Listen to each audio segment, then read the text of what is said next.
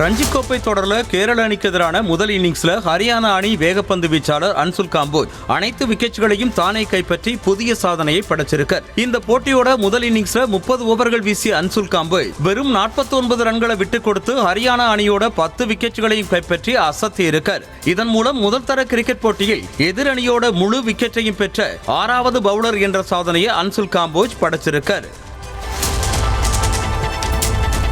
T20 போட்டிகளில் இடம்பெறுவதே தன்னோட இலக்குன்னு இந்திய அணி வீரர் KL ராகுல் தெரிவிச்சிருக்கார். சமீப காலமா அனைத்து தரப்பு போட்டிகளையும் மோசமான ஆட்டத்தை KL ராகுல் வெளிப்படுத்தி வர்றது விமர்சிக்கப்பட்டு வருது. T20 போட்டிகளையும் இடம்பெறாமலே இருந்து வர இது குறித்து பேசிய KL ராகுல் அனைத்து விதமான போட்டிகளையும் தான் இடம்பெறணும் அப்படிங்கறதே தன்னோட விருப்பம்னு மறுபடியும் T20 போட்டிகளில் இடம்பெறுவேன், அதுக்கு IPL தொடர் தனக்கு உதவியா இருக்கும்னு தெரிவிச்சிருக்காரு.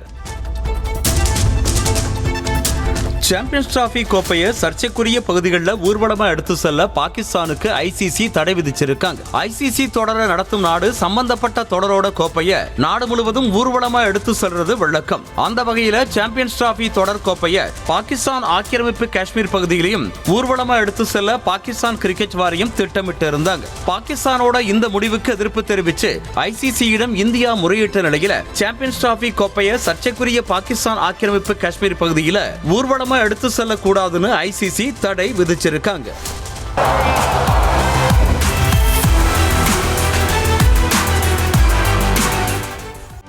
செய்திகளை உடனுக்குடனும் துல்லியமாகவும் தெரிந்து கொள்ள சப்ஸ்கிரைப் பண்ணுங்க.